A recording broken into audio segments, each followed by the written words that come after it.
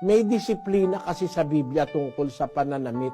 Kasi nakakatukso sa lalaki yan pag mahalay ang damit ng babae.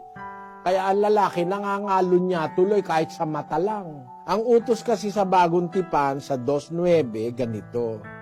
Gayon din naman na ang mga babae ay magsigayak ng mahinhing damit na may katimtiman at hinahon.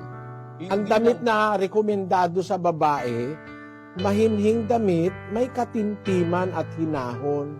Hindi naman kasi matimtiman yung magdadamit ka ng magpapantalong ka, hapit na hapit, markang-marka yung puwit mo, pati panty, nakamarka kung minsan Pag nakita ng lalaki, hindi mahinhin yun, nakakaisip ang lalaki ng masama Pero kung halimbawa, slacks na hindi naman mahalay, okay lang, hindi naman mahalay yan.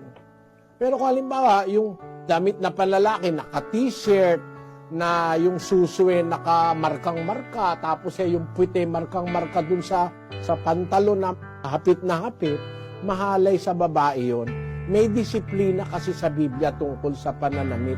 Kasi nakakatukso sa lalaki yan pag mahalay ang damit ng babae.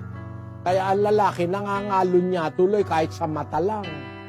Basahin natin ang Mateo 5:28. Datapwat sinasabi ko sa inyo na ang bawat tumingin sa isang babae na taglay ang masamang hangad ay nagkakasala na ng pangangalon niya sa